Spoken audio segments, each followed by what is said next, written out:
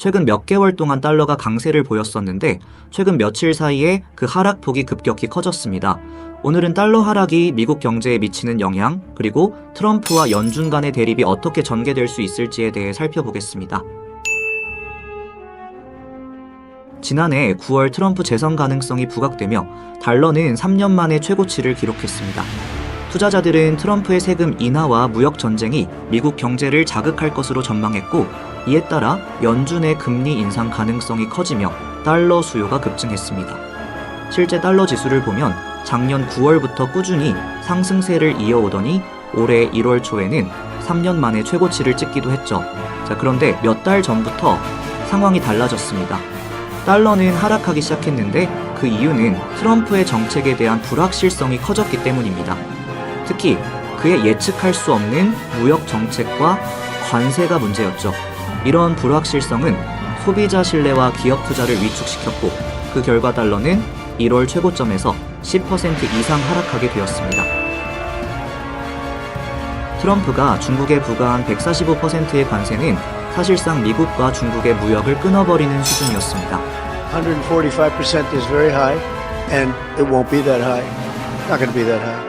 이러한 불확실성은 기업들의 투자를 위축시켰고 소비자들의 신뢰도 크게 떨어졌습니다. 특히 이 관세 정책이 미국 내 제조업체들에게도 불리하게 작용하게 되었죠. 예를 들어 미국에서 스마트폰을 만들고 싶다면 중국에서 수입한 부품에 145%의 관세를 물어야 합니다. 그러니까 미국 내 제조업체들은 경쟁에서 불리한 위치에 놓이게 됩니다. 이런 상황은 미국 경제에 큰 혼란을 불러왔습니다. 또한 이런 불확실성은 미국 국채 시장에도 영향을 미쳤습니다. 10년 만기 국채 수익률이 급등하면서 미국 정부의 재정 적자 우려도 커지게 되었죠. 달러가 하락하면서 미국 내 수입품의 가격은 급등하게 되었습니다. 달러의 가치가 하락하면 해외에서 수입되는 제품들이 더 비싸지게 되죠. 이로 인해 미국 가계의 부담이 커지게 되었고, 이는 결국 인플레이션 압박을 가중시키게 되었습니다. 트럼프의 관세 정책은 원래 단기적으로 인플레이션을 유발할 수밖에 없었는데 달러의 하락이 그 효과를 더 심화시킨 겁니다. 이로 인해 소비자들의 생활비가 더 어려워지게 된 상황입니다.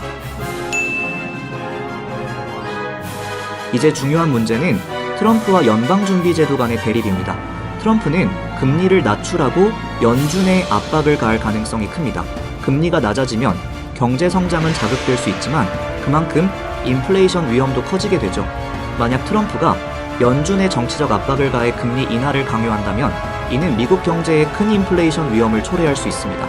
그리고 연준이 이를 거부한다면 미국 경제와 금융시장은 불안정해질 가능성이 큽니다. 이 상황이 어떻게 발전할지 예측하기는 어렵지만 우리가 분명히 알 수 있는 건 트럼프의 경제 정책이 미국 경제를 둘러싼 불확실성을 더욱 키우고 있다는 점입니다. 결국 중요한 건 우리가 이 상황을 어떻게 해석하고 대응하느냐는 점입니다. 미국 경제의 불확실성이 커지고 있는 지금 어떤 정책이 이루어질지, 그리고 그것이 실제로 경제에 어떤 영향을 미칠지 계속해서 주의 깊게 지켜보는 것이 필요합니다. 이러한 경제적 변화를 면밀히 분석하고 준비하는 것이 앞으로의 경제 상황을 헤쳐나가는 데 중요한 역할을 할 것입니다.